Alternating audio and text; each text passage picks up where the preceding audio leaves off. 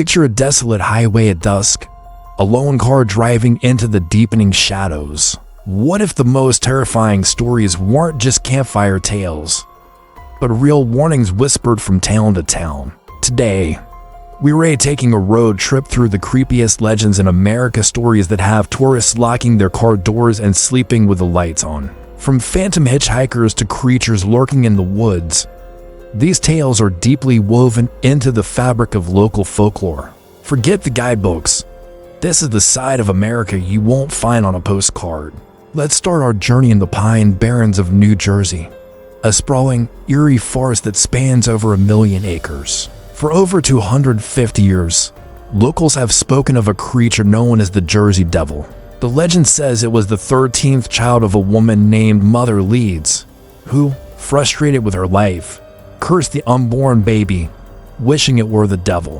When the child was born, it transformed into a grotesque beast with leathery wings, a horse-like head, and cloven hooves. After killing the midwife, it flew up the chimney and has terrorized the Pine Barrens ever since. Witnesses, from colonial times to the 21st century, have reported blood-curdling screams and sightings of a fast-moving winged creature. In 1909, a week-long wave of sightings across the Delaware Valley caused widespread panic. Schools closed and factories shut down as people were too afraid to leave their homes. Is it a myth, a misidentified animal, or something more? Whatever it is, visitors to the Pine Barrens are always advised, don't wander off the path after dark. Next, we travel south to the moss-draped oaks of Savannah, Georgia, often called America's most haunted city. Our focus is the Bonaventure Cemetery, a place of stunning beauty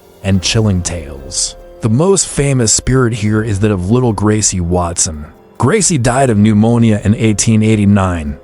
Just days before her 6th birthday. Her heartbroken parents commissioned a life-size marble statue of her, which now stands over her grave. Visitors often leave toys and coins for her, and many report hearing a child's laughter or weeping near the monument. Some have even claimed to feel a small hand tugging at their clothes. But the creepiest story involves the statue itself. It's said that if you look away and then look back, Gracie's expression sometimes changes. And at night, her marble eyes are rumored to cry tears of blood. Many tourists who've taken photos of the statue later find strange orbs or shadowy figures in their pictures, making them wonder if little Gracie is still there, waiting for someone to play with. Let's head west now, to the sun-scorched deserts of Utah, and drive along Route 666. This stretch of highway was so infamous for paranormal activity and an unusually high number of accidents that it was officially renamed Route 491 in 2003. But a name change can't erase its dark history. They call it the Devil's Highway.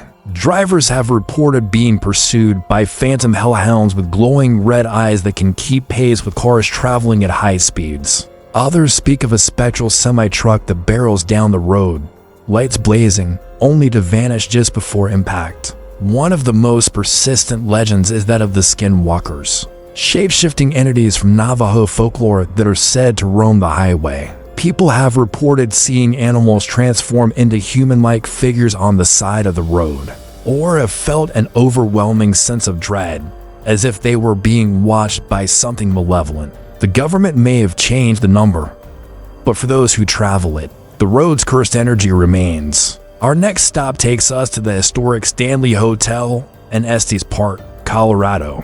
If this place sounds familiar, it's because it inspired Stephen King's novel, The Shining. Long before the book and movie, the hotel had a reputation for being haunted. The original owners, Freeland and Flora Stanley, are said to never have truly left. Guests report hearing Flora playing the piano in the music room late at night, and Mr. Stanley is often seen in the lobby and billiards room, as if still managing his beloved hotel. The most active area is the 4th floor, particularly room 418, where the sounds of children running and laughing echoed down the empty halls. But the most notorious room is 217, where Stephen King stayed. In 1911, a head chambermaid, Elizabeth Wilson, was injured in a gas explosion in that very room. Though she survived, her spirit is said to remain. Guests have reported their luggage being mysteriously unpacked, lights turning on and off, and a cold presence in the room. The Stanley fully embraces its haunted reputation, offering ghost tours and playing the uncut version of The Shining on a continuous loop on one of its TV channels. Now we venture into the shadowy forests of West Virginia, home to the legend of the Mothman. The story began in November 1966 near Point Pleasant. Two young couples were driving near an abandoned munitions plant when they saw a terrifying figure. They described it as a large, man-sized creature with huge, 10-foot wings and glowing red eyes. They fled in terror, but the creature pursued their car, keeping pace even as they hit 100 miles per hour. Over the next year, dozens of credible witnesses, including firefighters and pilots, reported similar sightings. The creature was dubbed the Mothman. The sightings culminated in tragedy on December 15, 1967, when the Silver Bridge, which connected West Virginia and Ohio, suddenly collapsed during rush hour, killing 46 people. After the disaster, the Mothman was never seen again. Many believe the creature was a harbinger of doom, trying to warn people of the impending catastrophe. To this day, the question lingers: was the Mothman a terrifying monster or a misunderstood omen? A statue of the creature now stands in Point Pleasant, a permanent reminder of the town's brush with the unknown. Finally, we go to California, to the infamous Winchester Mystery House. This sprawling, bizarre mansion was the home of Sarah Winchester, the heiress to the Winchester rifle fortune. After the death of her husband and infant daughter, a devastated Sarah consulted a medium who told her she was being haunted by the spirits of everyone killed by a Winchester rifle. The medium's solution? She must continuously build a house for herself and the spirits, and as long as construction never ceased, she would live. For 38 years, from 1886 until her death in 1922, construction went on 24 hours a day, 7 days a week. The result is a sprawling labyrinth of a house, full of architectural oddities designed to confuse the spirits. There are doors that open into solid walls, staircases that lead to ceilings, and windows that look into other rooms. Sarah held nightly seances in a special room to communicate with the spirits and receive her building instructions.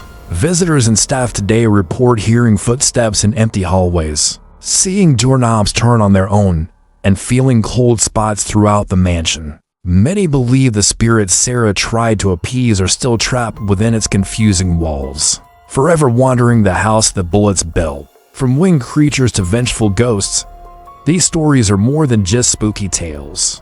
They are a part of America's cultural identity, passed down through generations. They remind us that even in our modern, well-lit world, there are still dark corners where the unexplained thrives. So, which of these stories do you find the most terrifying?